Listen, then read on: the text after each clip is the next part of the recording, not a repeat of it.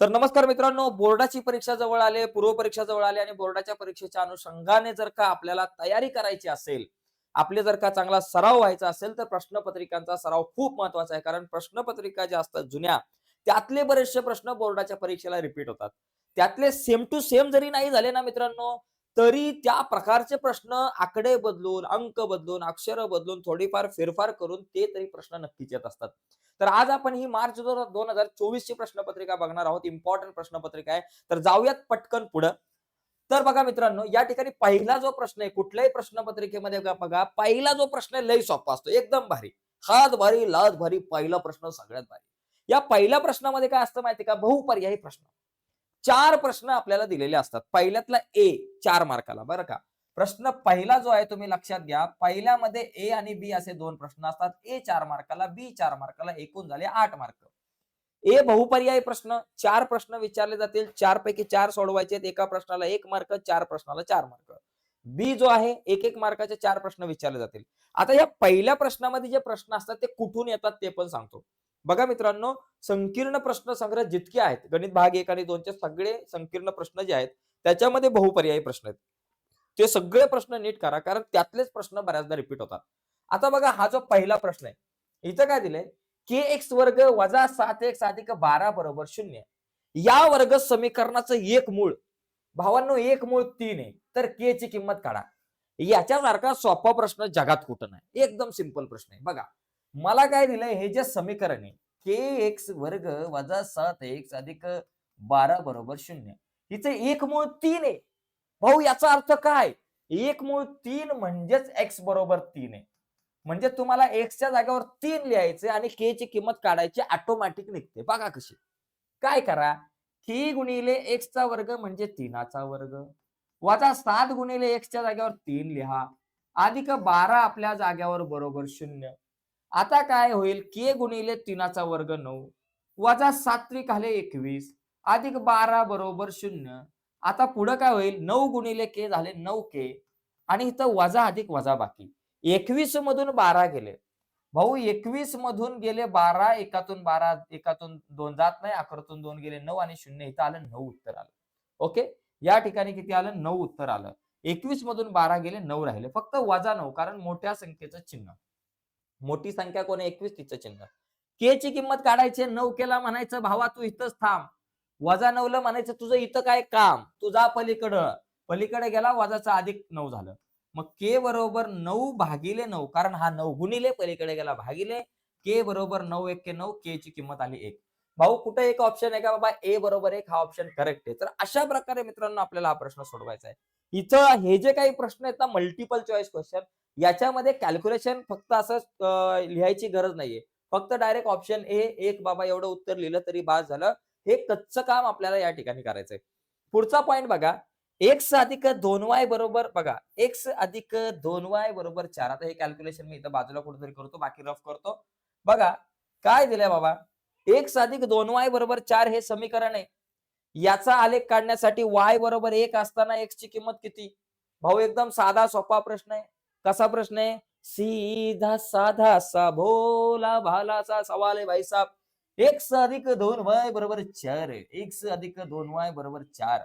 भाऊ x ची किंमत किती? माहिती नाही. काढायची. y ची किंमत 1 दिली. म्हणजे या समीकरणामध्ये y च्या जागेवर 1 लिहून टाका.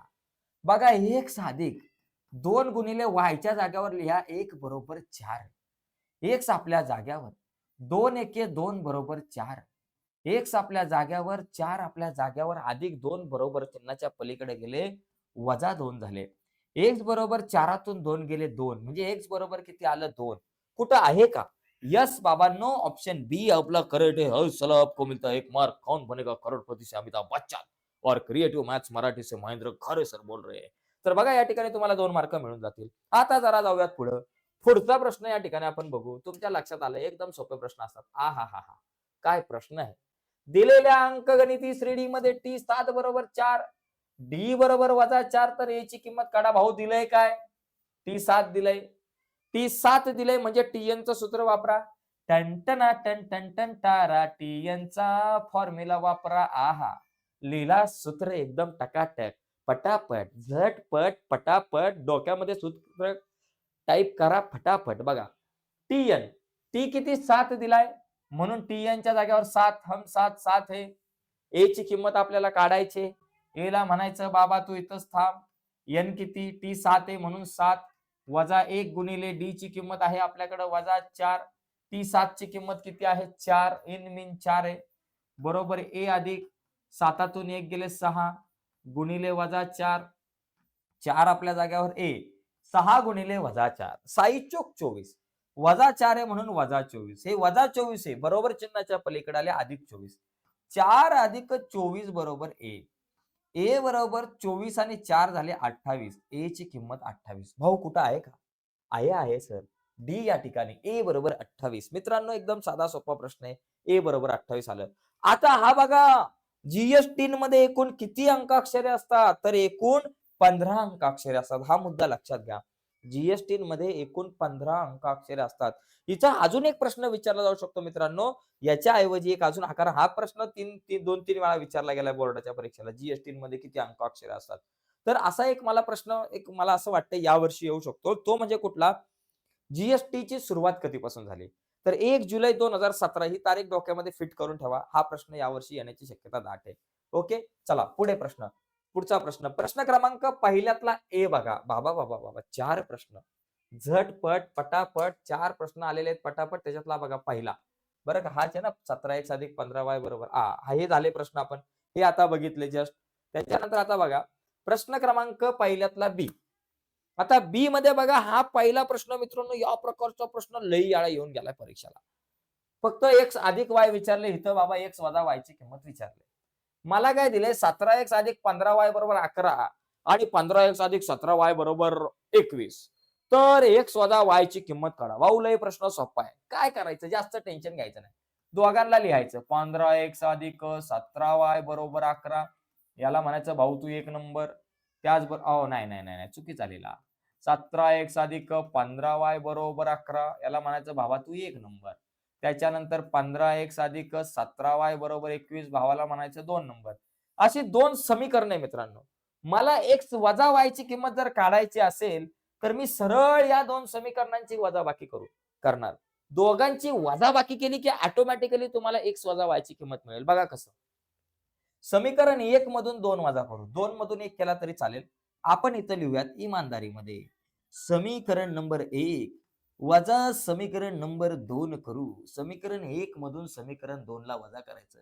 एकाला उचला इथं लिहा 17x अधिक 15y बरोबर 11 वजा खालचं दुसरं समीकरण लिहा 15x अधिक 17y बरोबर 21. बघा वजाबाकी करताना भाऊ खालची सगळी चिन्ह बदलतात. अधिकचं वजा अधिकचं वजा अधिकचं वजा झालं. आता 17तून 15 गेले 2 राहिले लिहून टाका 2x. 15 वजा 17 15 वजा 17 15तून 17 जात नाही. 17तून 15 गेले 2 मोठ्या संख्येचं चिन्ह वजा 2x 2y वजा 2y या ठिकाणी येतील. आणि बरोबर 11 वजा 21 वजा 10. मग आता 2x वजा 2y आणि वजा 10 या सगळ्यांना 2ने भाग जाईल. 2 1 2 2 1 2 बे 5 10. बघा बे 1 बे वजा बे 1 बे आणि इथं वजा आहे म्हणून बे 5 10. x वजा y बरोबर वजा 5. अशा प्रकारे हा प्रश्न आपण सोडवू शकतो. इथं तुम्हाला कधी कधी x अधिक y ची किंमत पण काढायला सांगितलं जाईल. ज्यावेळेस x अधिक y ची किंमत काढायला सांगितली जाईल त्यावेळेस या 2 समीकरणांची बेरीज करायची. हे का केलं वजाबाकीच का केली याचं कारण आहे. इथे बघा x चा सहगुणक 17 y ला आलाय. y चा सहगुणक 15 x ला आलेला आहे. जर अशा प्रकारची सहगुणकांची अदलाबदल केलेली असेल आणि मला x वजा y ची किंमत काढायला सांगितली असेल तर सरळ 2 समीकरणांची वजाबाकी करायची. आणि जर x अधिक y ची किंमत विचारली तर सरळ दोघांची बेरीज करायची. ओके, तर हा प्रश्न जर तुम्हाला लिहून घ्यायचा असेल तर तुम्ही लिहून घेऊ शकताय. व्हिडिओला पॉज करून या प्रश्नाचं उत्तर तुम्ही या ठिकाणी लिहून घेऊ शकता. चला पुढे जाऊयात. पुढचा प्रश्न. हर एक क्वेश्चन जरुरी आहे मित्रांनो. आज आपल्याला जास्तीत जास्त प्रश्न बघायचा प्रयत्न करायचा आहे. प्रश्न क्रमांक 2 बघा भाऊ. पुढचा प्रश्न. tn बरोबर 3n वजा 2. आहा काय एक प्रश्न आहे. tn बरोबर 3n वजा 2. पहिलं पद काढायचंय भाऊ.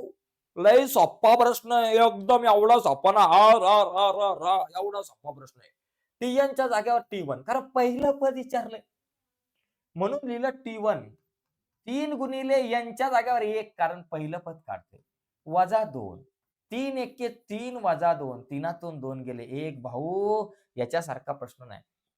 इथं तुम्हाला कधी-कधी असाही प्रश्न विचारला जाईल, दुसरे पद काढा. मग T2 काढायचं. तिसरे पद काढा, T3 काढायचं. पहिली 3 पदं काढा विचारलं, तर T1 काढा, T2 काढा, T3 काढा. आता इथं सध्या पहिलेच विचारले, म्हणून एवढंच काढलं. आता जाऊयात पुढं. बघा, पुढचा प्रश्न. ₹100 दर्शनी किमतीच्या शेअरचा बाजारभाव ₹150 आहे. जर दलालीचा दर 2% असेल, तर एका शेअरच्या दलालीची रक्कम काढायची मित्रांनो.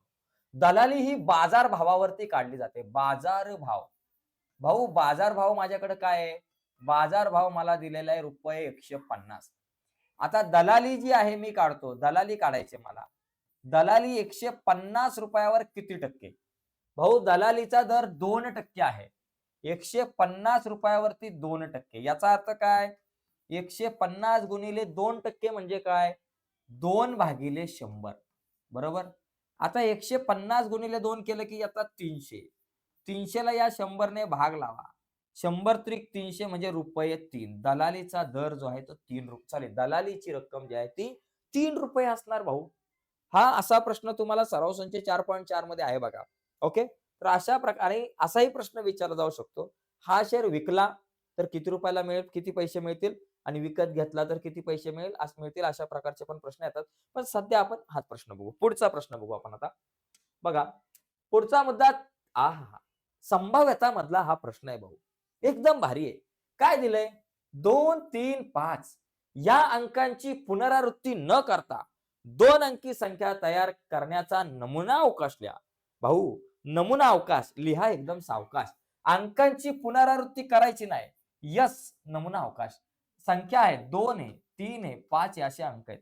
मग बघा, याच्यापासून जर तुम्ही विचार केला तर 2 22 होतंय, 23 होतंय. बघा, नुसतं 2 आणि 3 चा विचार केला तर 23 होईल, 32 होईल, 22 होईल, 33 होईल. पण 22 आणि 33 नकोय आपल्याला, कारण अंकांची पुनरावृत्ती नको. ओके. मग आपण 2 पासून सुरुवात करू. 2 च्या पुढे 3 लिहा, 23 झाले. मग 2 च्या पुढे ते पलीकडचे 5 लिहा, 25 झाले. 2 च्या पुढे बाकी काय लिहू नका. आता 3 लिहा पहिले, 3 च्या पुढे 2 लिहा, आणि मग 3 च्या पुढे 5 लिहा. आता 5 लिहा, 5 च्या पुढे 2 लिहा, आणि 5 च्या पुढे 3 लिहा. 5 च्या पुढे 5 लिहायचं नाही. नंबर ऑफ यस बरोबर किती? 1, 2, 3, 4, 5, 6. अरे बाबा, लय सोपा प्रश्न आहे. या प्रकारचा प्रश्न येतो आपल्याला. ओके. अंकांची पुनरावृत्ती न करता. पण जर का प्रश्न आला असता अंकांची पुनरावृत्ती करा, मग 22 पण घेतला असता, 33 पण घेतला असता, आणि 55 पण घेतला असता. ओके. यस. अगला सवाल आपके सामने, आपके स्क्रीन पर ये रहा. हौसला देखो ये सवाल, मचाएंगा बवाल. प्रश्न आहे दुसऱ्यातला ए. भाऊ, दुसरा जो प्रश्न आहे त्याच्यामध्ये 2-2 मार्काचे प्रश्न असतात. दुसऱ्यातल्या ए मध्ये जर आपण बघितलं तर दुसऱ्यातल्या ए मध्ये 3 प्रश्न असतात.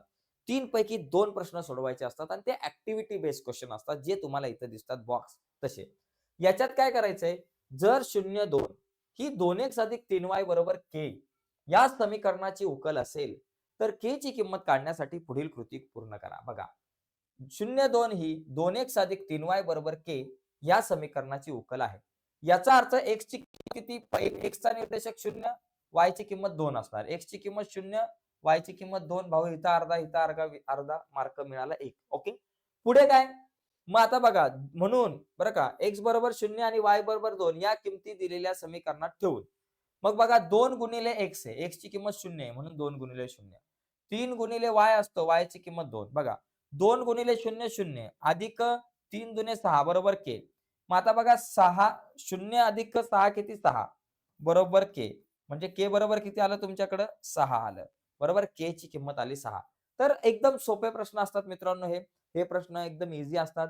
हिचं आपल्याला चांगले मार्क मिळाले पाहिजेत. ओके. चला पुढे. पुढचा प्रश्न दुसरा. आता इथं काय?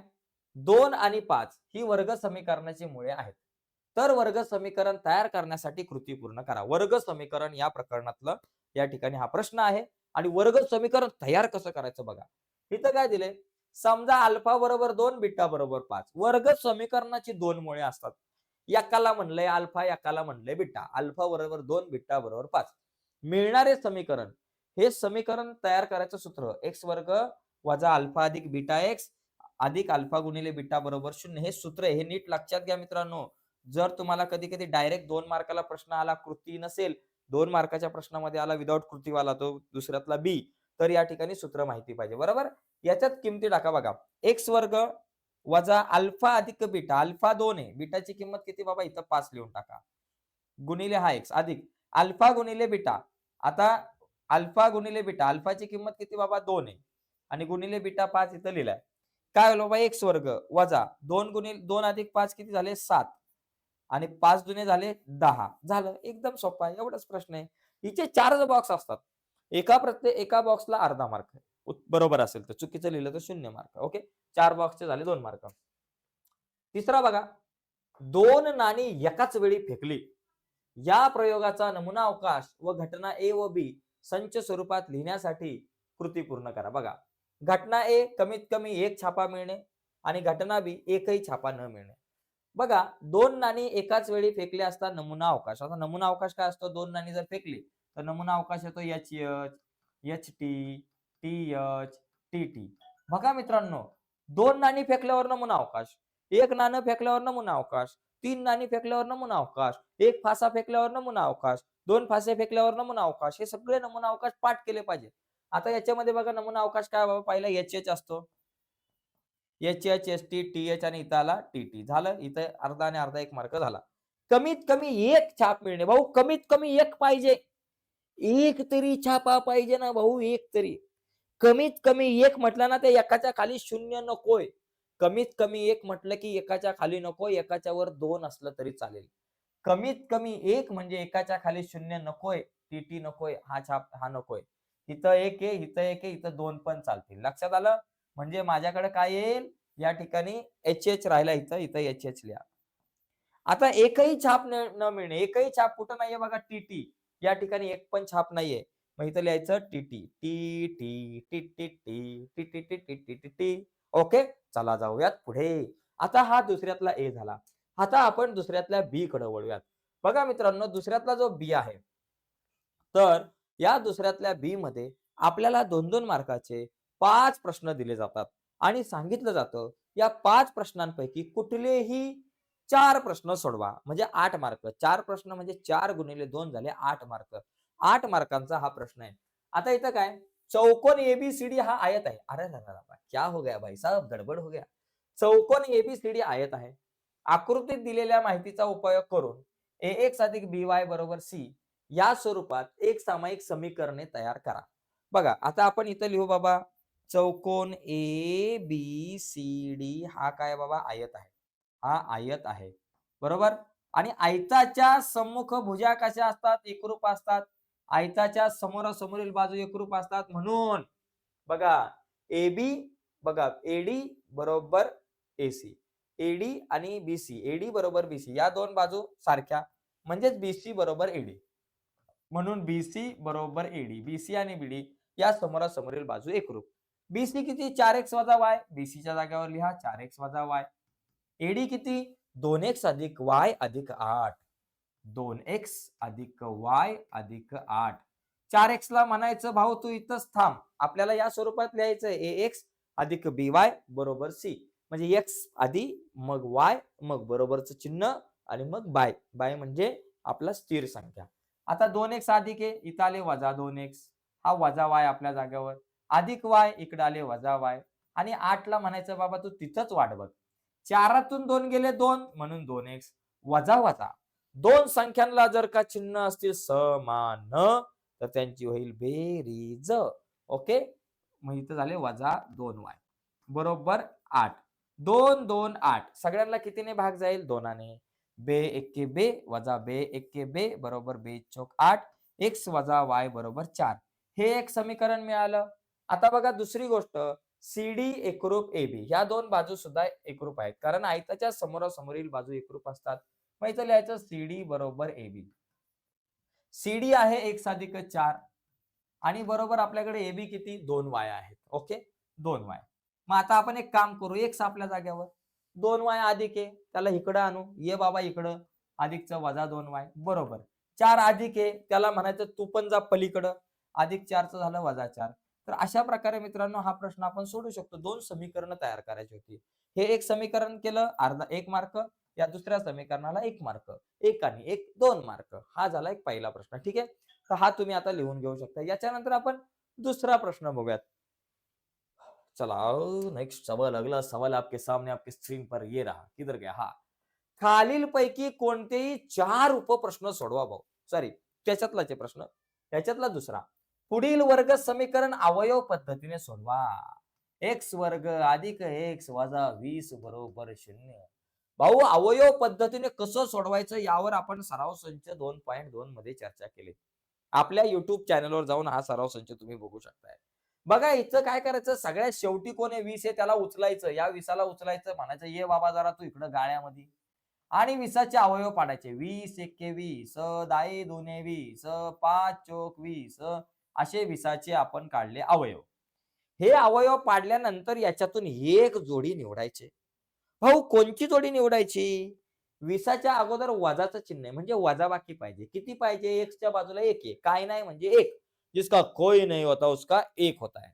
म्हणजे वजाबाकी 1 पाहिजे. अशा संख्या कुठल्या? 5 आणि 4. म्हणजे 5x आणि 4x फायनल झालं. आता यांना चिन्ह कुठली द्यायची? भाऊ दोघांची वजाबाकी होणार आहे. वजाबाकी होते केव्हा? जेव्हा भिन्न चिन्ह असतात, वेगवेगळी. म्हणजे एकाला अधिकचं चिन्ह द्यायचं आणि एकाला वजाचं. मग कोणाला अधिक आणि कोणाला वजा? मग लक्षात घ्या. जी मोठी संख्या 5x आहे तिला या xच्या अगोदरचं चिन्ह. xच्या अगोदर अधिक आहे म्हणून अधिक, वजा असतं तर वजा दिलं असतं. ओके.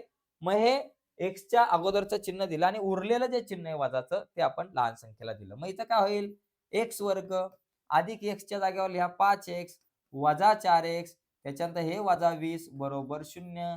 हे दोघं यांच्यातून काढा कॉमन. या दोघांमधून काय कॉमन काढायचा? एक्स. एक्स कॉमन काढला. हा एक्स वर्गातला एक्स बाहेर फक्त राहिला एक्स. अधिक 5x मधून एक्स बाहेर फक्त राहिला 5.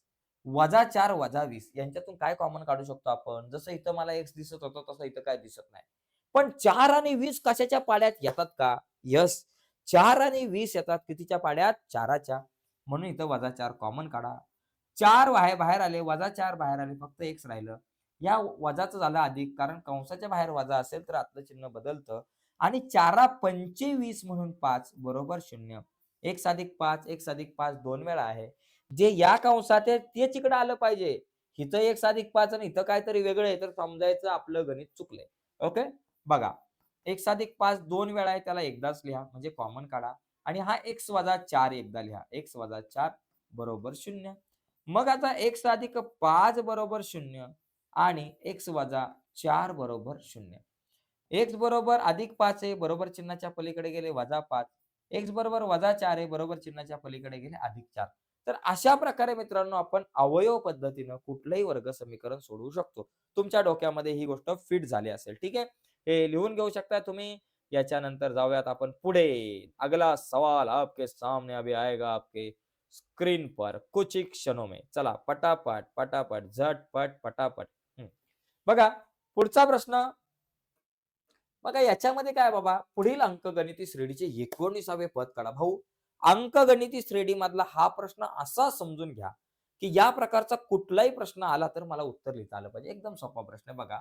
7 आहे, 13 आहे, 19 आहे, 25 आहे आणि मला काढायचं 19वे पद म्हणजे T19. याच्यामध्ये सगळ्यात पहिली गोष्ट A आणि D च्या किमती काढता आल्या पाहिजे. कुठल्याही अंकगणिती श्रेणीमध्ये ए आणि डी च्या किमती काढता आल्याच पाहिजे. या किमती जर नाही काढता आल्या ना मित्रांनो तर तुम्हाला मी साष्टांग नमस्कार करेल. ओके लक्षात घ्या कारण ते आलंच पाहिजे.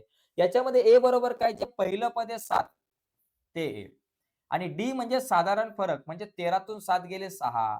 त्याचबरोबर 19तून 13 गेले 6. 25तून 19 गेले 6. हा साधारण फरक. मला आता काय काढायचं? T19 आपल्याला काढायचं. 19वे पद म्हणजे T19 काढायचंय. 20वे पद विचारतील, 24वे जे पद विचारतील ते काढायचं. मग इथं TNचं सूत्र लिहायचं. TN बरोबर A अधिक N वजा 1 गुणिले D. TNच्या जागेवर T19 लिहितो कारण मला 19वे पद काढायचे. A ची किंमत 7 लिहून टाका. अधिक कंसामध्ये N 19 आहे मग 19 लिहा. वजा 1 गुणिले D ची किंमत ही 6 आहे. 7 आपल्या जागेवर. 19तून 1 गेला 18 राहिले. गुणिले आपले हे 6, बरोबर का? 7 अधिक 18 गुणिले 6. 18 चा गुणाकार येत नसेल, पाडा येत नसेल तर 18 गुणिले 6 करा. 8 × 48. हातच्याला आले आपल्याकडे 4. 6 एके 6 आणि 4 10. 108. बरोबर. 7 अधिक 108 किती झाले बाबा? 115. झालं मित्रांनो. फक्त तुम्हाला सूत्रामध्ये व्यवस्थित किमती टाकता आल्या पाहिजे आणि कॅल्क्युलेशन करता आलं पाहिजे. सगळ्यात पहिली गोष्ट सूत्र माहिती पाहिजे. एकदम सोपा प्रश्न आहे. पुढे बघा. पुढचा प्रश्न. योग्य रीतीने पिसळलेल्या नाही बरं का, पिसलेल्या नाही तर एखादा लिहायचा पिसळलेल्या. कुत्रा मागे लागलाय पिसळलेला असं करायचं नाही. तर या ठिकाणी योग्य रीतीने पिसलेल्या 52 पत्त्यांच्या कॅटमधून एक पत्ता काढला. तो पत्ता चित्रयुक्त असणे या घटनेची संभाव्यता काढा. आता मला सांगा भावांनो, एकूण पत्ते किती असतात? एकूण पत्ते आपल्याकडे किती असतात? 52. म्हणून या ठिकाणी नंबर ऑफ एस बरोबर 52. आता घटना जी आपल्याला विचारली, घटना ए, तिला आपण ए घटना म्हणू. मिळालेला पत्ता चित्रयुक्त असणे, तर याचा मिळालेला पत्ता पत्ता चित्रयुक्त असणे, चित्रयुक्त असणे, चित्रयुक्त असणे. आता लक्षात घ्या, चित्रयुक्त पत्ते कुठले? एक्का नाहीये.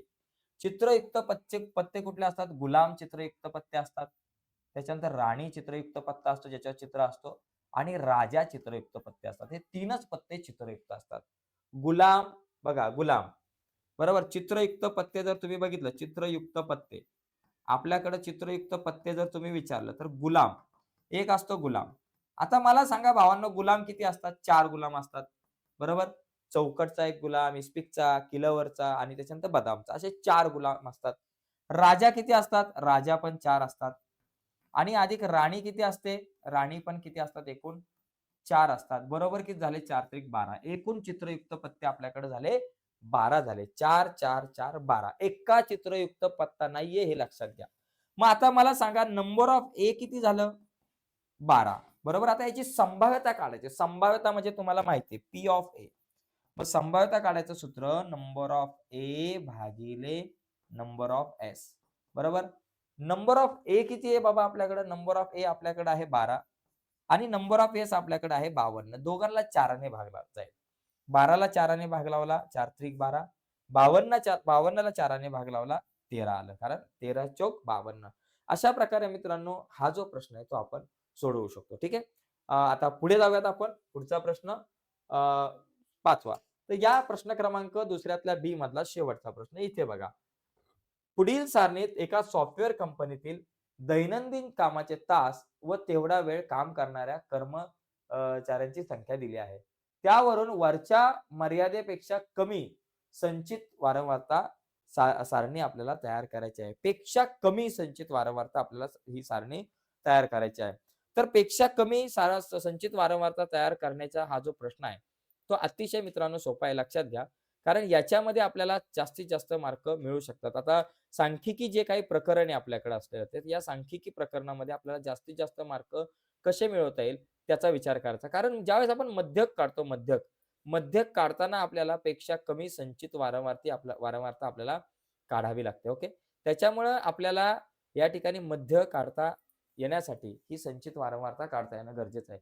तर आपण इथं लिहू संचित वारंवारता पेक्षा कमी. मी इथं लिहितो. चला इथे एक कॉलम बनवतो. संचित वारंवारता पेक्षा कमी. ओके. इथं लिहायचं पेक्षा कमी. ओके. पेक्षा कमी. आता इथे आपण एक असा मस्तपैकी असा चौकट करून टाकू इथं छानपैकी. आता इथं आपल्याकडे जागा कमी आहे म्हणून इथं बघा अशा प्रकारे छानपैकी असा याला बॉक्स करून टाकू. तर तुम्ही करा तो व्यवस्थित. आता संचित वारंवारता पेक्षा कमी करताना काय करतो? पहिला हा 150 इथं लिहायचा जसाच्या तसा. बरोबर. आता 150 अधिक 500 करायचं. 150 अधिक 500. 150 अधिक 500 किती झाले? 650. नंतर 650 ला इथं लिहायचं. 650 अधिक हा 300. 650 अधिक 300 किती झालं? 950. नंतर या 950 ला लिहायचं इथं. 950 ला लिहायचं आणि अधिक हा 50. 950 अधिक 50 किती झाले बाबा? 1000. तर अशा प्रकारे ही संचित वारंवारता पेक्षा कमी जी आहे ती आपण काढू शकतो. तर अशा प्रकारे मित्रांनो हा प्रश्न खूप सोपा आहे. ओके. तर आपण पाहिलेला आहे प्रश्न क्रमांक दुसऱ्यातला बी मधला हा 5वा. आता बघा एक आता नीट लक्षात घ्या मी काय सांगतोय. प्रश्न क्रमांक जो पहिला आहे. पहिल्यातला ए आणि बी मिळून प्रश्न क्रमांक पहिला बघा. पहिल्यातला ए आणि बी मिळून तुम्हाला असतात 8 मार्क आणि त्याच्यानंतर प्रश्न क्रमांक दुसरा. दुसऱ्यातल्या ए आणि बी मिळून आपल्याकडे असतात एकूण 12 मार्क. बघा, ए मध्ये 4 मार्क आणि बी मध्ये 8 मार्क, असे 12 मार्क. 8 आणि 12 किती झाले? 20 गुणांचा. म्हणजे प्रश्न क्रमांक पहिला आणि दुसरा मिळूनच 20 गुण आहे. म्हणजे पहिला आणि दुसरा मिळून 20 मार्क, म्हणजे 50% मार्क हे पहिल्या आणि दुसऱ्याच प्रश्नांसाठी आहे. म्हणजे सोप्या प्रश्नांसाठी, जे खूप सोपे असतात. ठीक आहे. आता याच्यानंतर आपण तिसरा प्रश्न बघूयात. बघा, प्रश्न क्रमांक तिसऱ्यातला ए आणि तिसऱ्यातला बी. तिसऱ्यामध्ये ए आणि बी असे 2 प्रश्न असतात. तर तिसऱ्यातला ए जो आहे, त्या ए मध्ये तुम्हाला 2 प्रश्न दिले जातात आणि ते ॲक्टिव्हिटी बेस असतात, कृतीवर आधारित. जसं प्रश्न क्रमांक दुसऱ्यातल्या ए मध्ये असतात, तसेच सेम प्रश्न प्रश्न क्रमांक पहिल्यातल्या तिसऱ्यातल्या ए मध्ये असतात. तर बघा हा प्रश्न काय? पुढील वारंवारता वितरण सारणीत एका पेट्रोल पंपवर पेट्रोल भरणाऱ्या वाहनांची संख्या आणि वाहनामध्ये भरलेले पेट्रोल याची माहिती दिली आहे. त्यावरून आपल्याला बहुलक काढायचं आहे. तर मित्रांनो, इथं बहुलक काढायचं आपल्याला. बहुलक, बरोबर? बहुलक काढायचं सूत्र आहे एल कंसात. बघा लक्षात घ्या. F1 वजा F0 आणि कंसात 2F1 वजा F0 वजा F2 आणि गुणिले H. तर हे सूत्र खूप महत्वाचं आहे. कारण सूत्र जर तुम्हाला माहिती नसेल, तर तुम्हाला याच्यामध्ये काहीच येणार नाही. त्याच्यामुळे फॉर्म्युला जो आहे, सूत्र जे आहे, ते सूत्र आपल्याला नीट समजून घ्यायचं. सूत्र अजिबात मित्रांनो चुकवायचं नाहीये. ठीक आहे. या ठिकाणी बघा, आता आपण काय करू? आता याच्यामध्ये एल म्हणजे काय? F0 म्हणजे काय? त्याचबरोबर F1 म्हणजे काय? F2 म्हणजे काय? H म्हणजे काय? हे समजलं पाहिजे. बहुलक म्हणजे मला सांगा, इथं वारंवारता सगळ्यात जास्त मोठी कोणाची आहे? 40 आहे. मग या 40ला म्हणायचं F1. ओके. आणि त्या F1च्या आधी येतो F0, म्हणजे त्याच्या वरचा F0 आणि त्याच्या खाली जो असतो त्याला आपण म्हणतो F2. आणि 40 जो तुमचा बहुलकीय वर्ग आहे, तो आपण हा बहुलकीय वर्ग झाला 3.5 ते 3.6.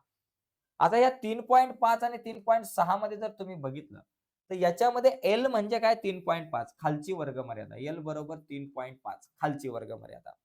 आणि एच म्हणजे काय? या दोघांमधलं अंतर 6.5 मधून 3.5 गेले. एच म्हणजे 6 तून 3 गेले 3. एच बरोबर 3 आलं. एल बरोबर 3.5 आणि एच बरोबर 3. 6.5 मधून 3.5 गेले 3 राहिलं. आता या सगळ्या किमती या सूत्रामध्ये टाकू. एल बरोबर किती?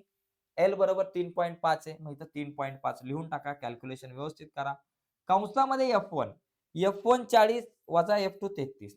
मग इथं लिहा 40 वजा F0 33 आहे. भागिले 2 गुणिले F1. F1 ची किंमत किती बाबा? 40 आहे. 2 गुणिले 40 वजा F0 33 आहे आणि वजा F2 आपल्याकडे 27 आहे. ओके. इथं लिहिलं 27 आणि गुणिले H ची किंमत आपल्याकडे 3 आहे. इथं 3.5 आपल्या जाग्यावर अधिक 40 मधून 33 गेले 7 राहिले. बरोबर? भागिले 40 दुनी झाले आपल्याकडे 80 वजा 33 आणि वजा वजा अधिक वजा 33 वजा 27 वजा वजा अधिक 33 आणि 27 झाले 60. या ठिकाणी लिहा 60 आणि गुणिले 3. बघा, आता काय होईल? 3.5 अधिक 7 त्रिक 21 भागिले 80 मधून 60 गेले 20. आता या ठिकाणी 20 ने 21 ला भाग लावा. बघा काय उत्तर येतंय. 20 ने भाग लावायचा 21 ला. बघा 20 एक्के 20. 21 20 गेले, 1 राहिले. एक शून्य घेतला, एक पॉइंट घेतला. 20 0 0. बघा 10 शून्य गेले 10, एक शून्य घेतला आणि 20 पंचे म्हणजे 1.5 आलं. म्हणजे 3.5 3.5 अधिक 1.05 आहे ऍक्च्युअली. बरोबर? मग बघा 3.5 म्हणजे 3.50 आणि 1.05. बघा 5 5 आणि इथं 4 किती आले? 4.55. इथं आपण लिहू शकतो 4.55 आणि इथं बघा काय? लिटर. 4.55 लिटर या ठिकाणी आपल्याला लिहावं लागेल. Litre 4.55 litre. तर अशा प्रकारे मित्रांनो तुम्ही बहुलक काढू शकता. आपल्याला काय पाहिजे? फक्त सूत्र माहिती पाहिजे. फॉर्म्युला लय महत्वाचा आहे. सूत्र माहिती नसेल तर गडबड होईल. त्याच्यामुळे सूत्र तुम्ही सगळ्यांनी नीट समजून घ्या. सूत्र माहिती असेल तर तुम्हाला या सगळ्या गोष्टी येतील.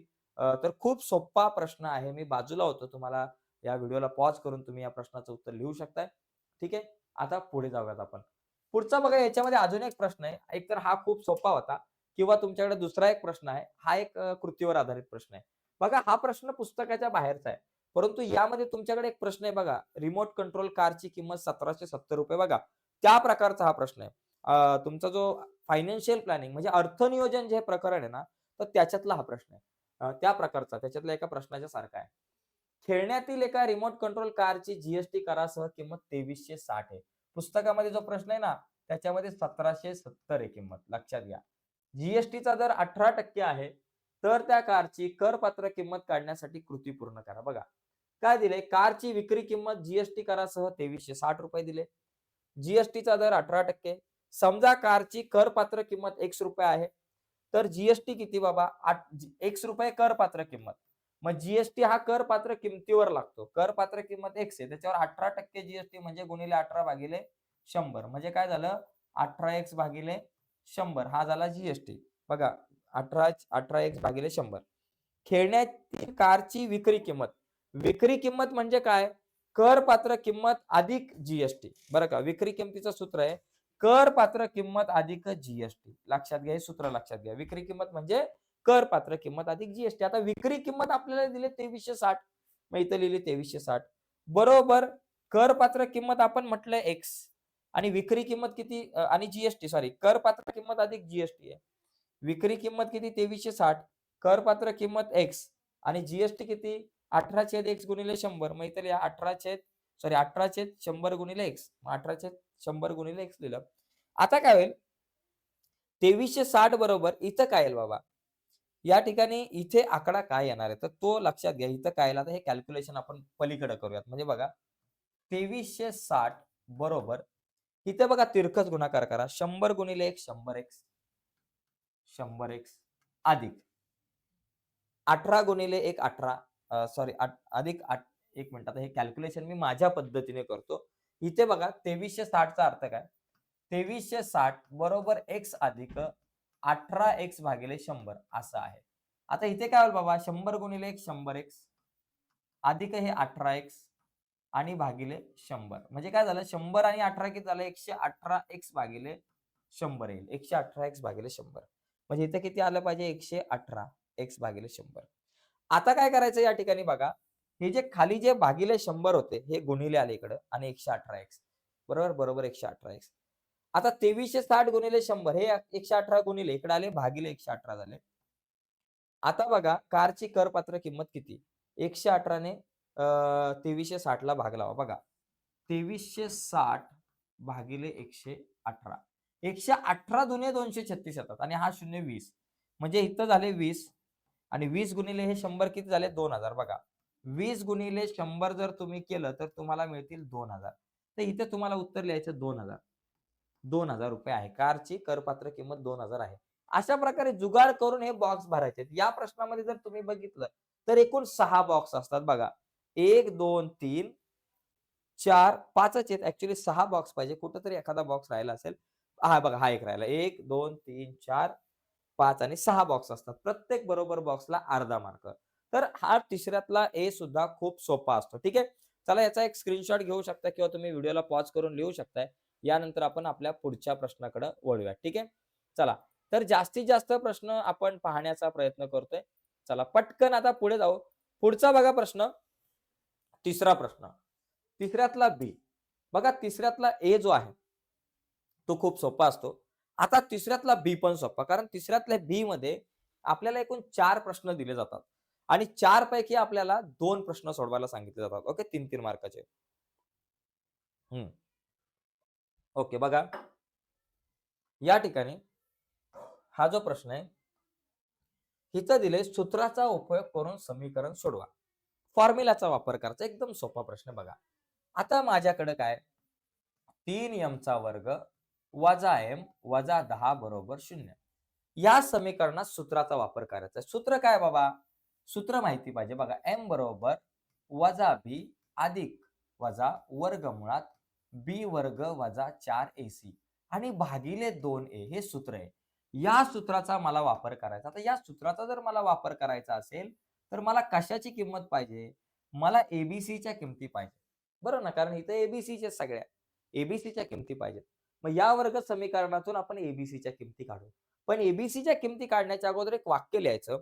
वरील समीकरणाची तुलना ax वर्ग अधिक bx अधिक c बरोबर 0 शी करू.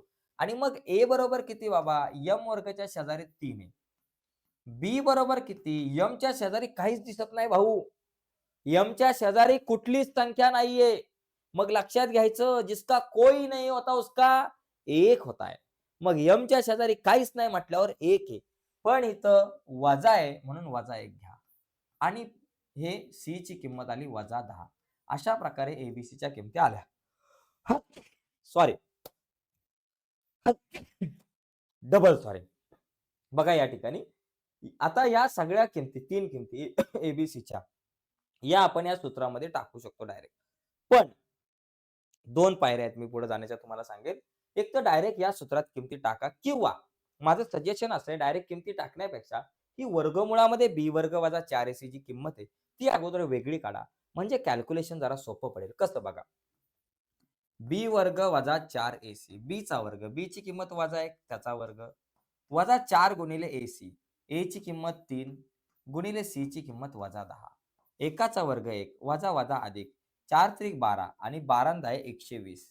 बरं का 4 त्रिक 12, 12 आहे 120. 120 आणि 1 झाला 121. ठीक आहे. आता 121 आलं. मग आता इथं लिहा.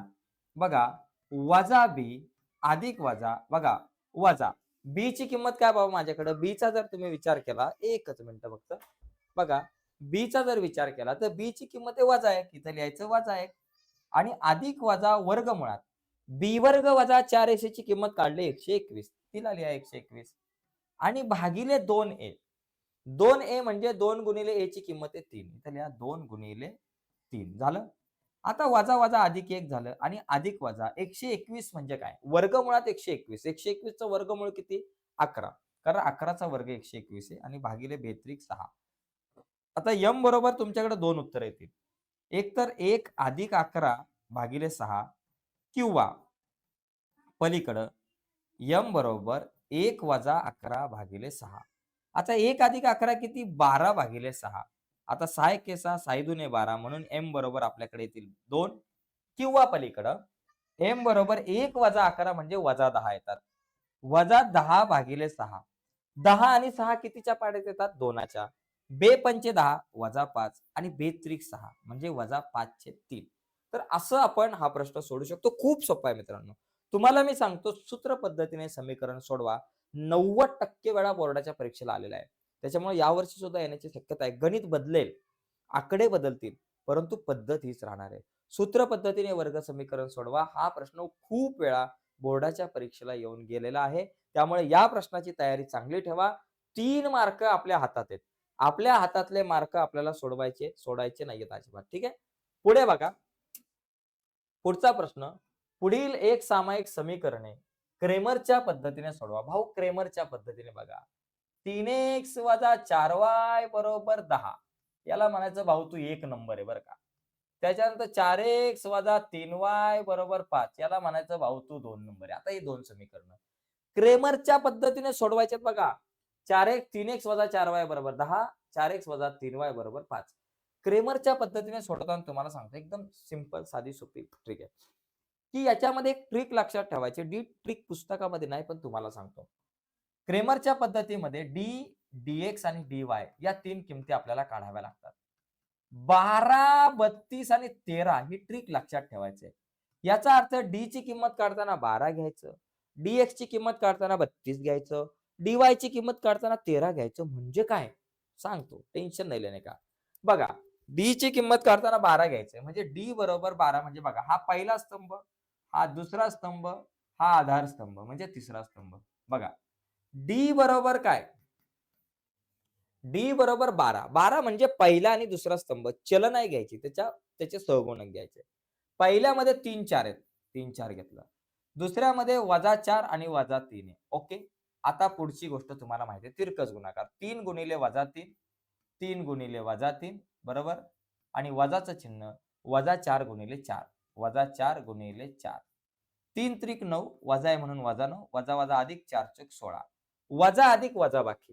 16 तून 9 गेले 7 राहिले. ठीक आहे. डी बरोबर 7.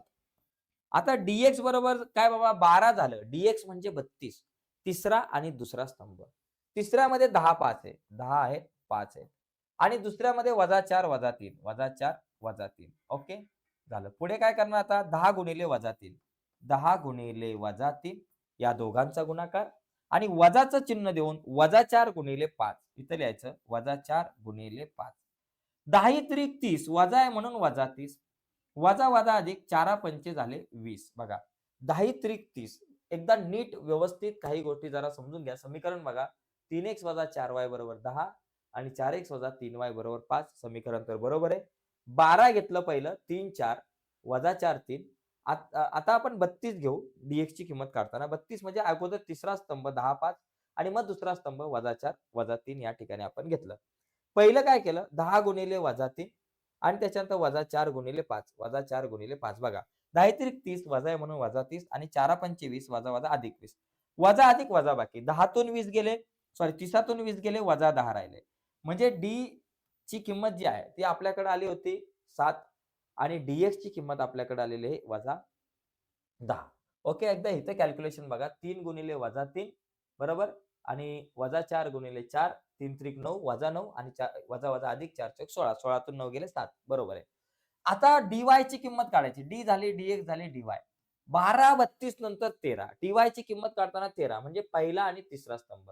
पहिल्यात काय बाबा 3 4 आहे आणि तिसऱ्यामध्ये 10 5 आहे. इथं लिहिलं 10 आणि 5 ओके.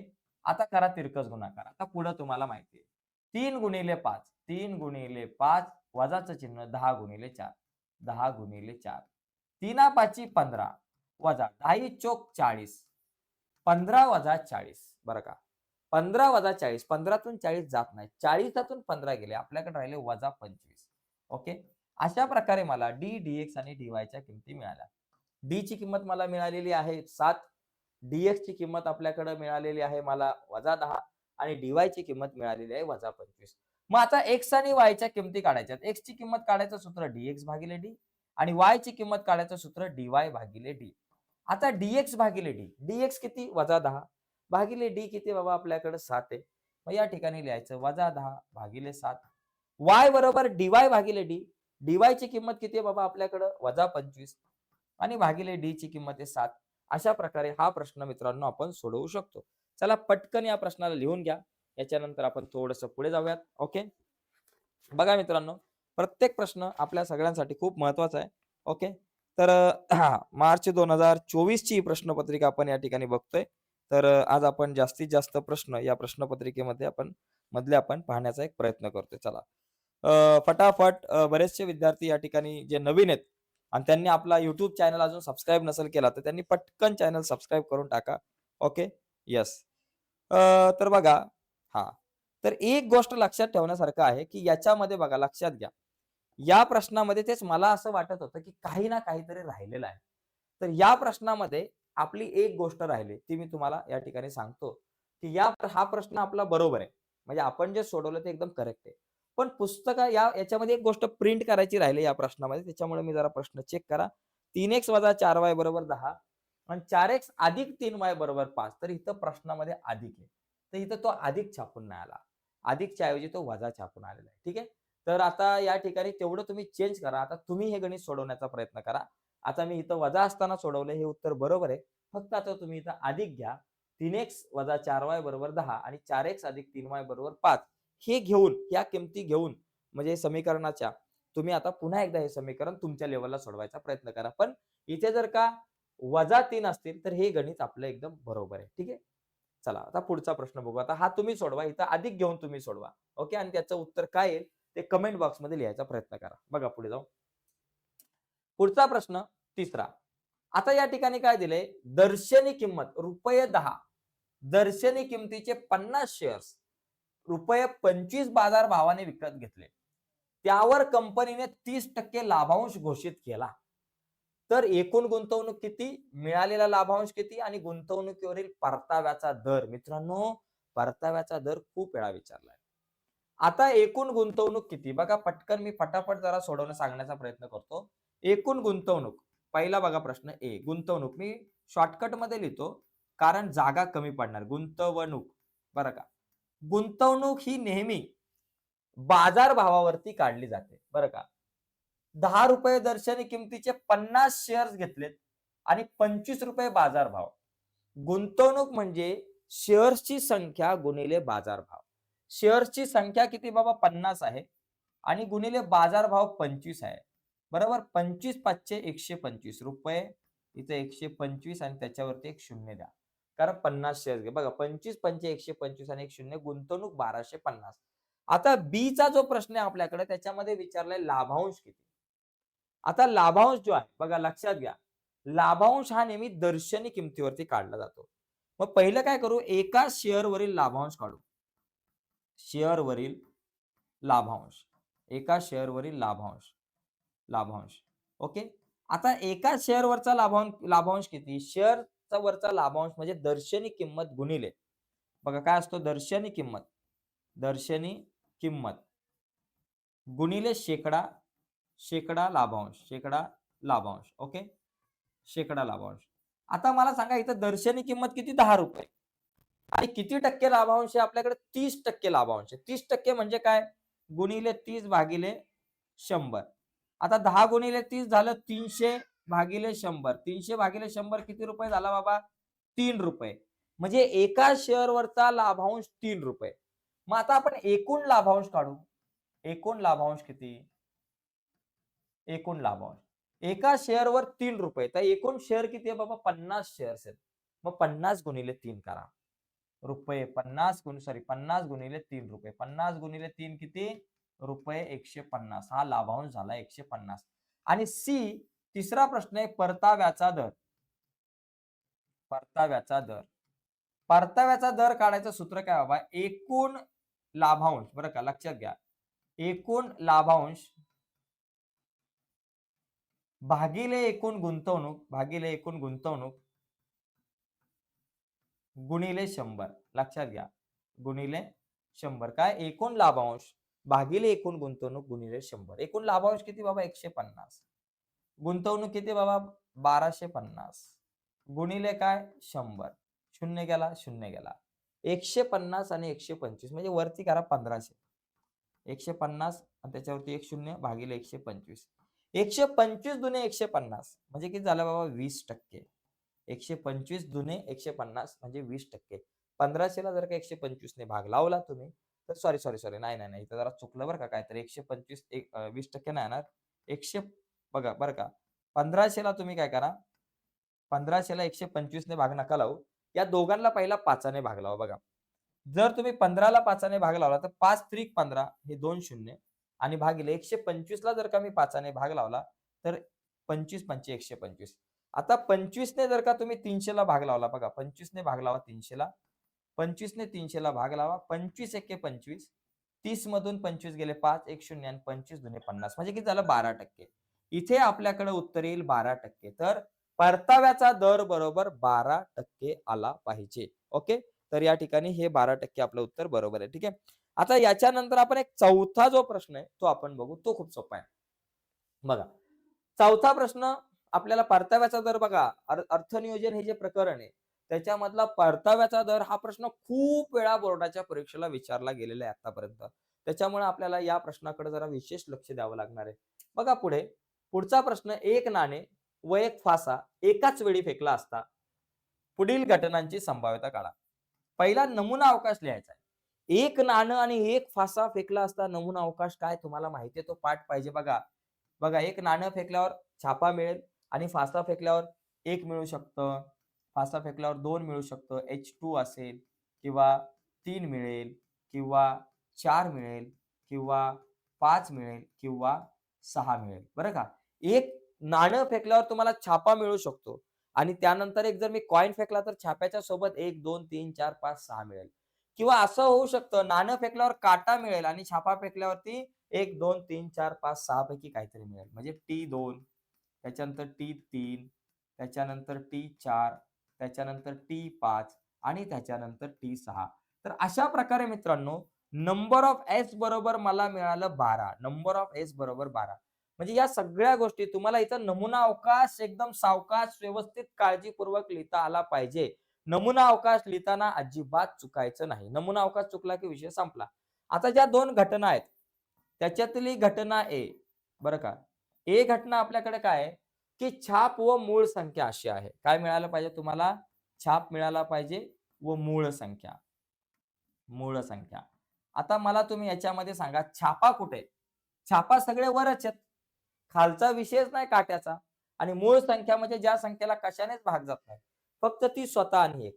2 मूळ संख्या आहे, 3 मूळ संख्या आहे आणि 5 मूळ संख्या आहे. म्हणजे आपण काय म्हणू शकतो इथे बघा, a बरोबर काय येणार?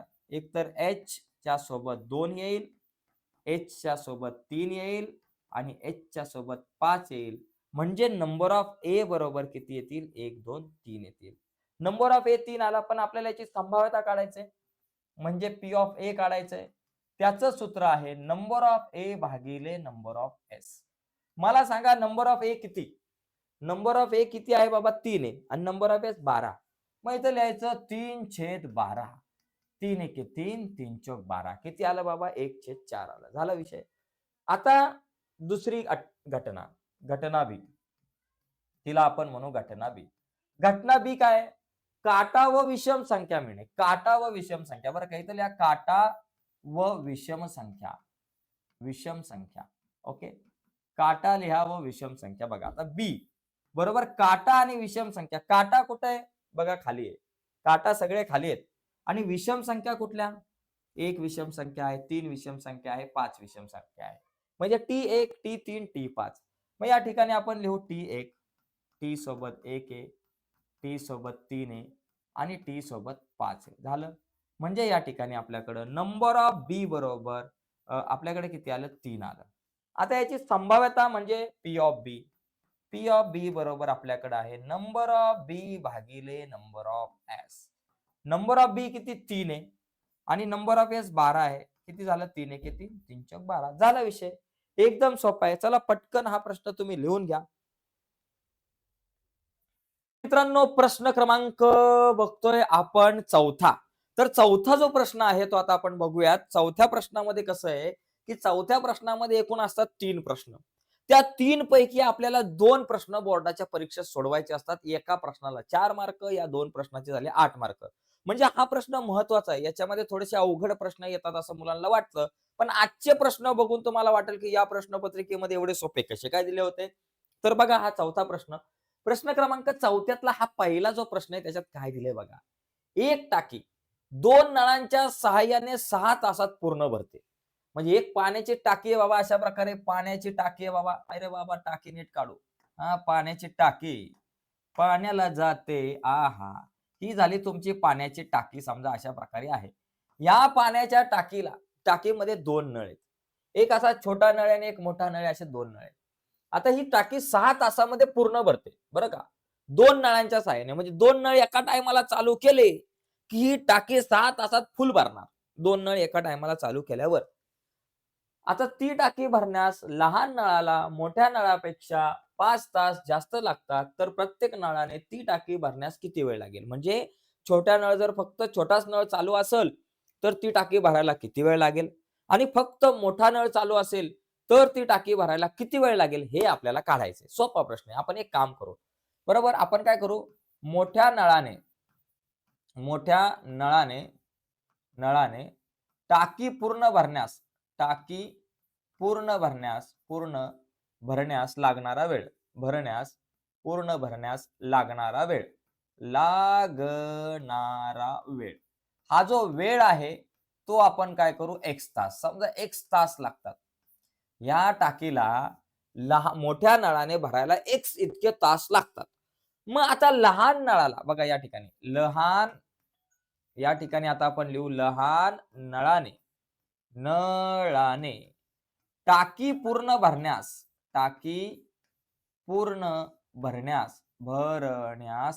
लागणारा वेळ. आता साधी गोष्ट आहे मित्रांनो. जर मोठ्या नळाला 1 तास लागत असेल 1 तास, तर लहान नळ जर चालू केला तर टाकी भरायला वेळ जास्त लागणार आहे.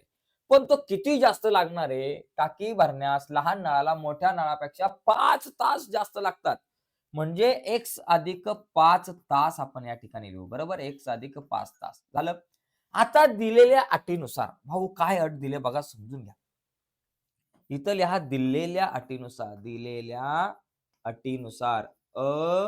अटीनुसार आता या ठिकाणी वेळेचा जर विषय आला असेल तर समीकरण तयार करत असताना त्यांच्या व्यस्तांकामध्ये तयार करायचं कसं बघा.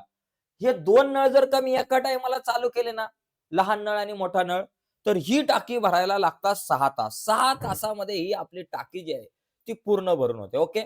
तर बघा आता विषय आपण इथं कसा घेऊ, या ठिकाणी लक्षात घ्या 6 तास लागतात. मग कसं लिहायचं समीकरण? बघा, 1 तास लागतात छोट्या नळाने, मग 1/x सॉरी मोठ्या नळाने आणि छोट्या नळाने लागतात 1+5 म्हणून 1/x+5 आणि दोन्ही मिळून 6 तास लागतात म्हणून 1/6. अशा प्रकारे हे समीकरण तुम्ही तयार करा शॉर्टकटमध्ये.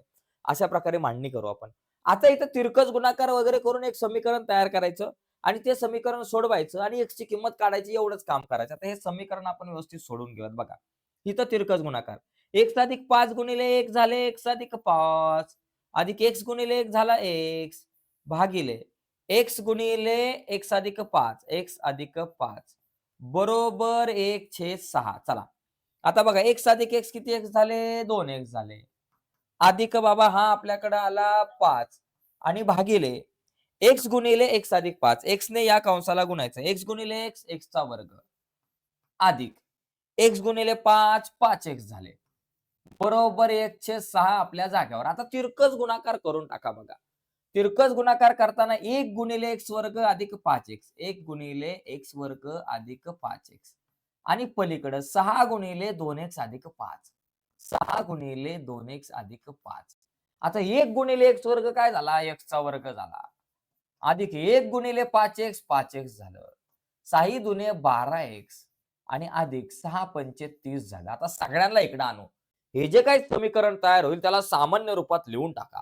सगळ्यांना बोला बाबांनो इकडे या तुम्ही. x वर्ग आपल्या जागेवर, अधिक 5x आपल्या जागेवर, अधिक 12x इथं झाले वजा 12x. त्याच्यानंतर अधिक 30 इकडे आले वजा 30 बरोबर 0. आता x वर्ग अधिक वजा वजा. 5तून 12 जात नाही. 12तून 5 गेले 7 राहिले. मग मोठ्या संख्येचं चिन्ह वजा 7x आणि हे वजा 30 बरोबर 0. तर या ठिकाणी माझ्याकडे एक वर्ग समीकरण तयार झालं. x वर्ग वजा 7x वजा 30 बरोबर 0. आता हे वर्ग समीकरण आपण सोडवायला घेऊयात.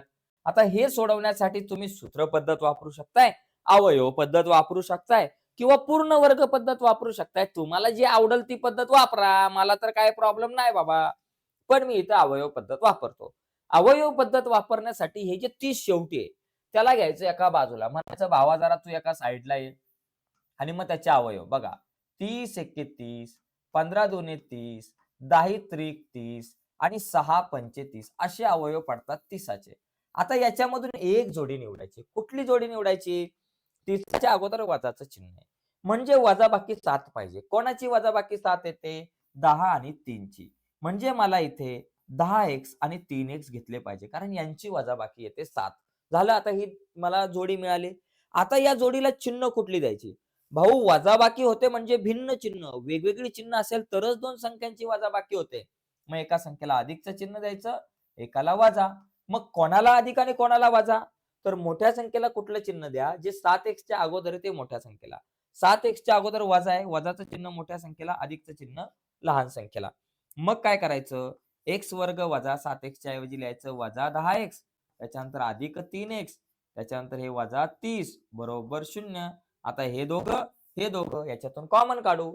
या दोघांमधून x कॉमन काढू शकता.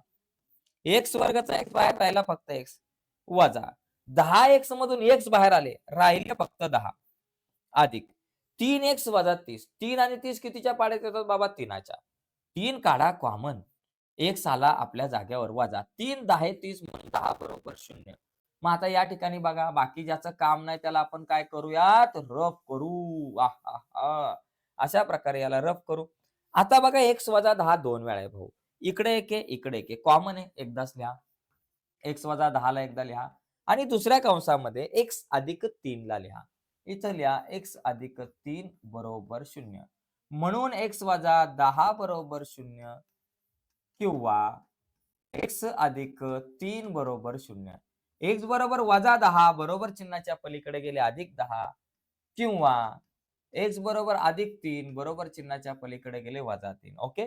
मग आता मला सांगा तुम्ही x बरोबर अधिक 10 घ्याल का वजा 3 घ्याल? x बरोबर वजा 3 आपण घेऊ शकत नाही. कारण वेळ कधीही वजामध्ये आपण सांगत नाही, निगेटिव्ह मध्ये सांगत नाही. म्हणून x बरोबर 10 घेऊ. आता x बरोबर 10 घेतलं तर मोठ्या नळाला लागणारा वेळ किती बाबा? x तास. x म्हणजे 10 तास आणि लहान नळाला लागणारा वेळ x अधिक 5 तास. मग आपण या ठिकाणी लिहू म्हणून मोठ्या नळाने टाकी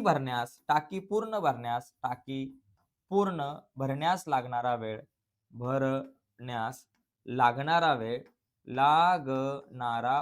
जो आहे, लागणारा वेळ हा वेळ म्हणजे एक्स आहे. एक्स म्हणजे किती? 10 तास. ओके. आणि लहान नळाला किती लागेल? मी इथं फक्त लहान शब्द लिहितो. तुम्ही लिहायचं लहान नळाला लागणारा वेळ एक्स अधिक 5 तास. एक्स अधिक 5. एक्स अधिक 5. एक्सची किंमत किती बाबा? 10 आहे.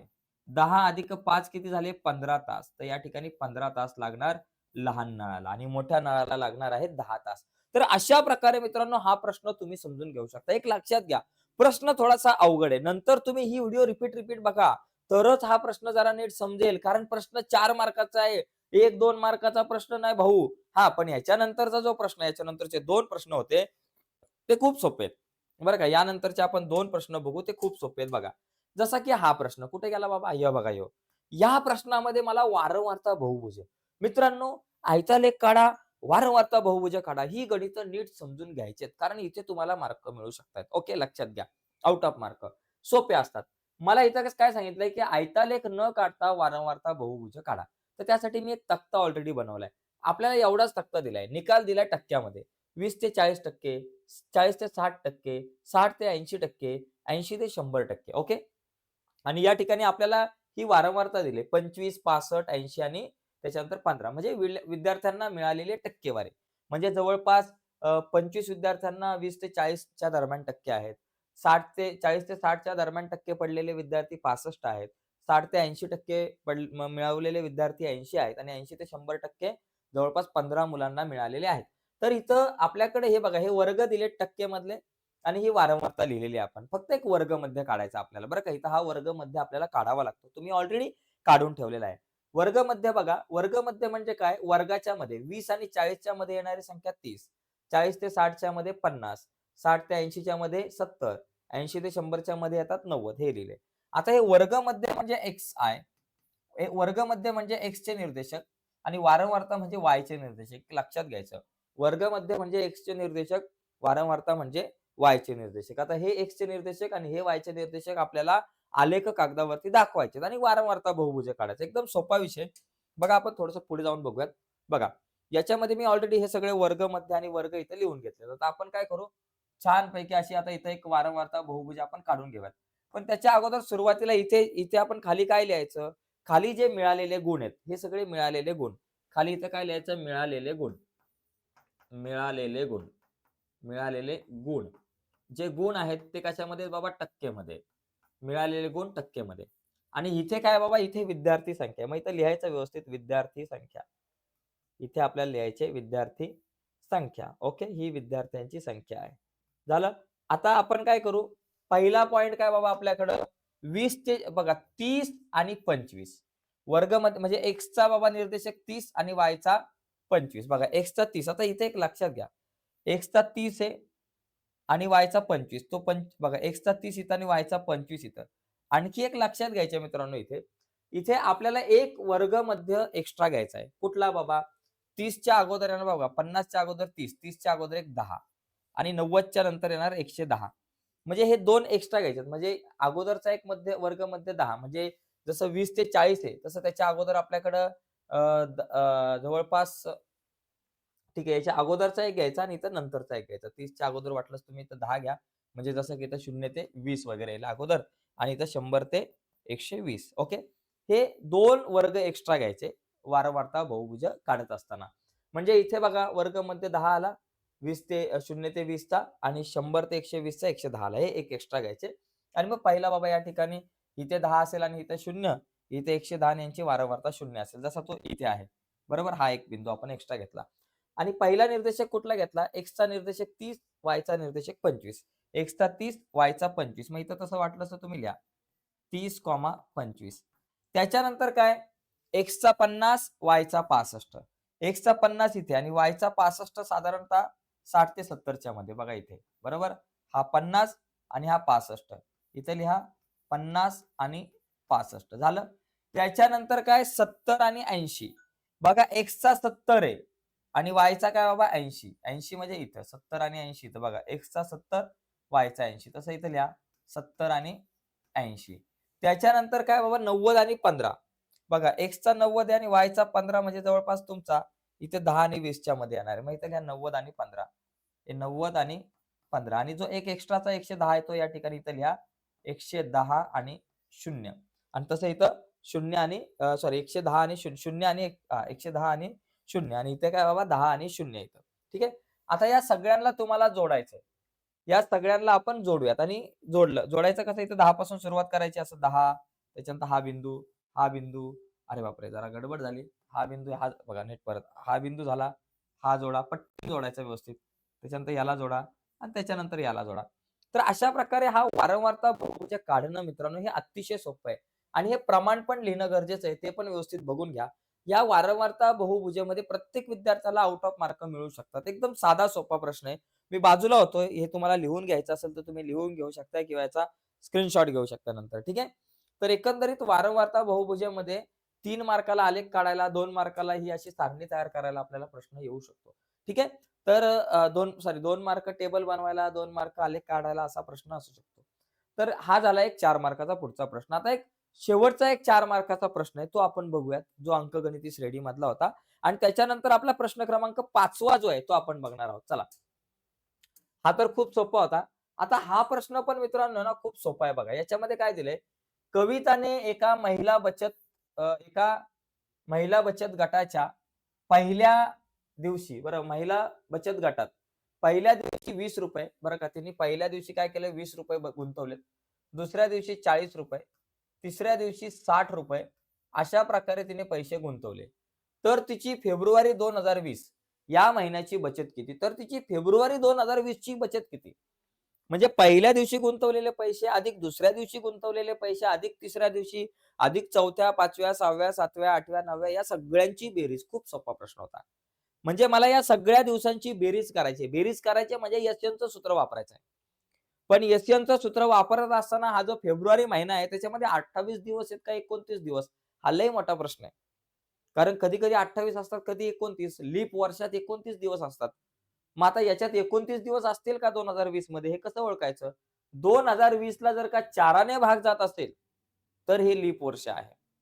तर या वर्षामध्ये 29 दिवस आहे. मग आपण बघा 2020 ला 4ने भाग जातो. म्हणून इथं फेब्रुवारी महिना 29 चा आहे. 2021, 22, 23 हे 29 चे नाही. 24, 29 चा आहे. एवढं लक्षात घ्यायचं. बरोबर?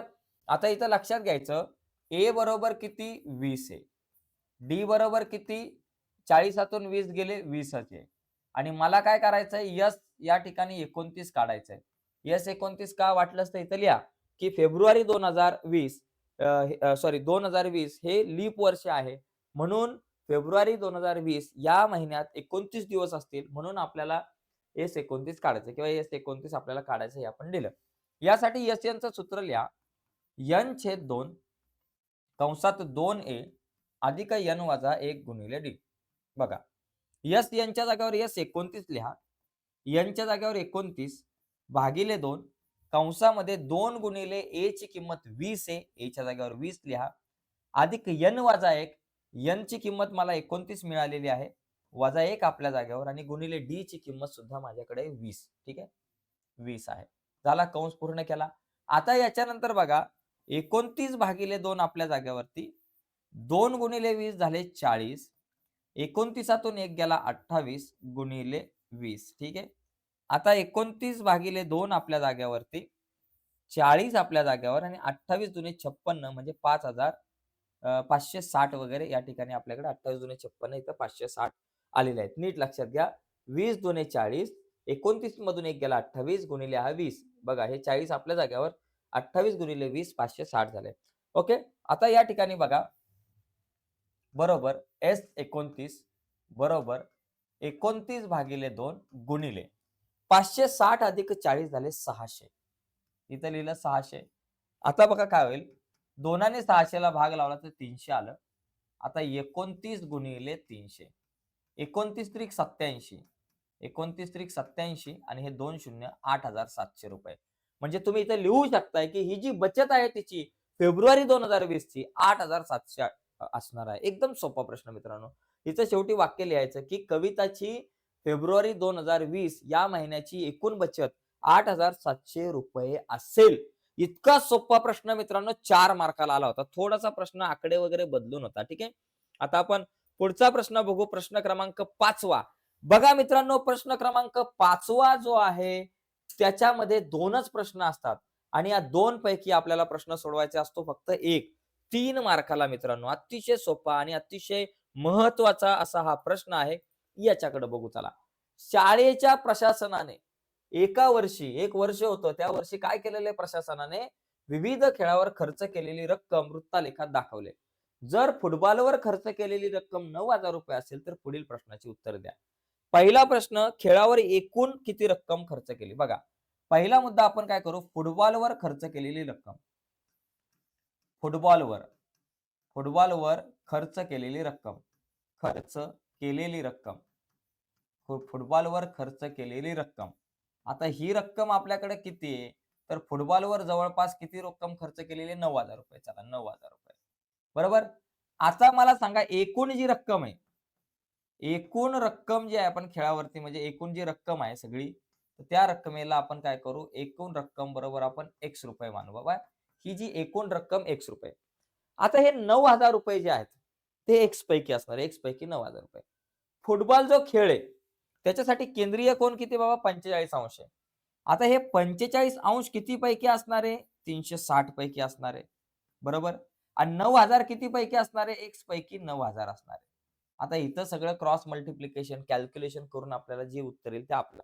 बघा, आता 9,000 गुणिले 360 करा तिरकस गुणाकार किंवा 45 ने 360 ला भाग जातो का बघा. या ठिकाणी 45 8 जर केलं तर किती होतं बघा. 8 पंचे 40 चे 0. हातच्या आलेले 4.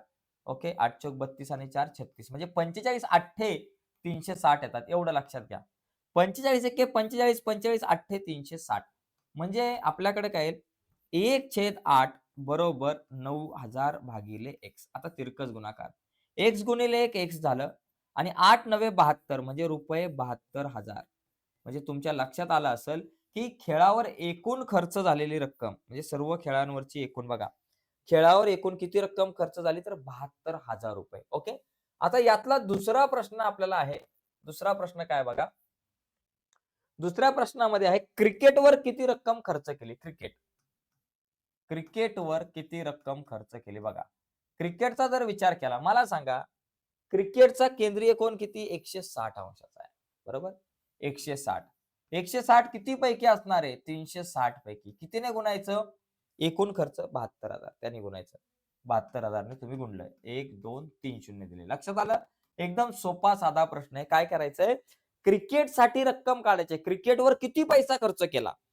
क्रिकेटसाठी केंद्रीय कोनाचं माप 160 आहे. भागिले 360 कारण 360 पैकी 160 आहे आणि गुणिले एकूण रक्कम किती? 72,000. शून्य गेला, शून्य गेला. 36 एके 36, 36 दुने 72 आणि हे 2 शून्य. ठीक आहे. आता काय झालं बाबा? 16 दुने 32 रुपये 32 त्याच्यावरती 3 शून्य देऊन टाका. ₹32,000. क्रिकेटवर खर्च झालेला पैसा 32,000. तर अशा प्रकारे हा प्रश्न सोडवू शकता तुम्ही. एकदम सोपा आहे. मी बाजूला होतो. स्क्रीनशॉट वगैरे घ्यायचा असेल तर घेऊ शकताय किंवा व्हिडिओला पॉज करून या प्रश्नाचं उत्तर तुम्ही लिहून घेऊ शकताय. चला पुढे जाऊयात. पुढचा आणि शेवटचा प्रश्न अतिशय खतरनाक बघा. आहाहा! आलेख काढायचा आहे. आलेख आहे हा मज प्यारा, एक्स आणि वायचा पसारा. चरण इथे आहेत 4, धन आणि ऋणचा मारा. बघा, याच्यामध्ये एक्स अधिक वाय बरोबर 4 याचा आलेख काढायचा आणि खालील प्रश्नांची उत्तरं लिहायची. तर ती आपण लिहू त्याच्या अगोदर आलेख काढू. बघा x अधिक y बरोबर 4 म्हणजे y बरोबर काय? 4 आपल्या जागेवर x अधिक आहे बरोबर चिन्हाच्या पलीकडे गेले वजा x. म्हणजे आपल्याकडं y बरोबर 4 वजा x हे समीकरण तयार झालं. समीकरण y च्या स्वरूपात तयार करायचं. बरं का आलेख काढताना. पहिली अशी सारणी तयार करावी लागते. मला x अधिक y बरोबर 4 चा आलेख काढायचा आहे. याचा अर्थ ती एक रेषा असणार आहे. ओके? एवढं समजून घ्या. आणि नंतर पुढच्या प्रश्नाची उत्तर आपण काढू. पहिला असतो x, नंतर असतो y आणि नंतर x आणि y. इथं x च्या किमती घ्यायच्यात मानाने. 1 घ्या, 2 घ्या, 3 घ्या. ओके. आता x बरोबर 1 असताना y किती? एक्स बरोबर 2 असताना वाय किती आणि एक्स बरोबर 3 असताना वाय किती ते आपल्याला काढावं लागणार आहे. बरोबर, एक्स बरोबर 1 असताना जर एक्स बरोबर जर 1 असेल तर वाय बरोबर किती 4 वजा एक्स. 4 वजा एक्स म्हणजे 4 वजा 1 उत्तर आलं 3. बरोबर, एक्स बरोबर 1 असताना वाय बरोबर 3. एक्स बरोबर 2 असताना वाय बरोबर किती? वाय म्हणजे 4 वजा एक्स. बरोबर, 4 वजा एक्स ची किंमत आता 2 आहे. 4तून 2 गेले 2 आणि एक्स बरोबर 3 असताना वाय बरोबर किती? तर 4 वजा एक्स. 4 वजा एक्स म्हणजे 4 वजा एक्स ची किंमत 3. 4तून 3 गेले 1. म्हणजे एक्स बरोबर 1 असताना वाय बरोबर 3. एक्स बरोबर 2 असताना वाय बरोबर 2. एक्स बरोबर 3 असताना वाय बरोबर 1. अशा प्रकारे मिळालेले आहेत 3 बिंदू. याच्यातून जाणारा एक आलेख काढून टाका. बघा, इथं मला 3 बिंदूंचे निर्देशक मिळाले. बघा, पहिला काय बाबा 1, 3, नंतर 2, 2 आणि नंतर 3, 1. ओके, चला आलेख काढा. पहिला आहे 1, 3. एक्सचा निर्देशक 1 आणि वायचा 3. इथं लिहून टाका इमानदारीत 1 आणि 3. त्याच्यानंतर 2, 2. एक्सचा 2, वायचा 2. एक्सचा निर्देशक 2, वायचा निर्देशक 2. मग या ठिकाणी लिहायचं 2 आणि 2. त्याच्यानंतर 3 आणि 1. एक्सचा 3, वायचा 1. 3 आणि 1. अशा प्रकारे इथे लिहिलं 3 आणि 1. झालं. आता याच्यामधून जाणारा एक आलेख काढा अशा प्रकारे. या बिंदूंमधून जाणारा आलेख अशा प्रकारे छानपैकी असा आलेख काढून टाकायचा मस्त. आहाहा! काय आलेख काढलाय. झालं. कशाचा आलेख आहे? एक्स अधिक वाय बरोबर 4 चा आलेख आहे. काढला. आता पुढचे प्रश्न काय आहे? रेषेने एक्स व वाय अक्षाशी तयार केलेल्या त्रिकोणाचा बाजूवरून प्रकार लिहा. आता त्रिकोणाचा बाजूवरून, कोणावरून नाही, बाजूवरून. तुम्ही जर विचार केला, तर इथे बघा एक बाजू ही किती 4 सेंटीमीटर लांबीची. ही दुसरी बाजू पण 4 सेंटीमीटर लांबीची. म्हणजे दोन बाजू कशा 4-4 सेमीच्या आहेत. म्हणजे एकरूप आहे. दोन बाजू एकरूप. ज्या त्रिकोणाच्या दोन बाजू एकरूप असतात, त्याला समद्विभुज त्रिकोण म्हणतात. मग इथं तुमचं उत्तर काय आलं पाहिजे? ए ऑप्शन ए या प्रश्नाचं उत्तर समद्विभुज त्रिकोण. समद्विभुज त्रिकोण या ठिकाणी तुम्हाला लिहायचं आहे. जर त्यांनी विचारलं असतं कोणावरून लिहा, कोणावरून म्हटलं असतं तर काटकोन त्रिकोण आपण या ठिकाणी लिहिलं असतं. पुढचा प्रश्न आहे, त्या त्रिकोणाचे क्षेत्रफळ काढा. आता क्षेत्रफळ बघा मी इथं काढतो शॉर्टकटमध्ये. बी एरिया ऑफ त्रिकोण. तुम्ही इथं लिहायचं त्रिकोणाचे क्षेत्रफळ. मी एरिया ऑफ त्रिकोण का लिहिलं? जागा कमी आहे म्हणून. काय असतं 1/2 गुणिले पाया गुणिले उंची हे त्रिकोणाच्या क्षेत्रफळाचं सूत्र असतं. बरोबर, 1/2 गुणिले पाया किती आहे बाबा? पाया बघा 1, 2, 3, 4 एकक आहे. ओके, गुणिले उंची किती? 1, 2, 3, 4 एकक आहे. बरोबर, बघा 1/2 गुणिले 4 गुणिले 4 16. बे 1 के बे, बे 8 16. म्हणजे काय झालं 8 चौरस एकक. चौरस एकक. 8 चौरस एकक हे झालं क्षेत्रफळ. ठीक आहे. तर अशा प्रकारे मित्रांनो तुम्ही हा प्रश्न सोडवू शकताय. मी बाजूला होतोय. तुम्हाला लिहायचा असेल तर हा प्रश्न तुम्ही लिहू शकताय. ओके. तर बघा मित्रांनो, आजच्या या चर्चेमध्ये आपण मार्च 2024 ची जी प्रश्नपत्रिका आहे ती आपण पाहिलेली आहे पूर्ण. नक्कीच तुम्हाला ही चर्चा आवडली असेल तर अशाच प्रकारच्या आपल्या व्हिडिओ जर तुम्हाला आवडत असेल तर आपला YouTube चॅनल आहे क्रिएटिव्ह मॅथ्स मराठी, या चॅनलला सबस्क्राईब करा. आपल्याला Instagramला आहे क्रिएटिव्ह मॅथ्स मराठी पेज, ते सुद्धा लाईक करा, ते फॉलो करा. Facebookला सुद्धा क्रिएटिव्ह मॅथ्स मराठी आहे. आपला क्रिएटिव्ह मॅथ्स मराठी हा WhatsAppला चॅनल सुद्धा आहे, तो सुद्धा फॉलो करा. आणि आपलं ॲप आहे क्रिएटिव्ह मॅथ्स मराठी, त्यावर सुद्धा तुम्ही जॉइन करा. तर आजच्या चर्चेमध्ये इथेच थांबूयात. बाय मित्रांनो. धन्यवाद सर्वांना.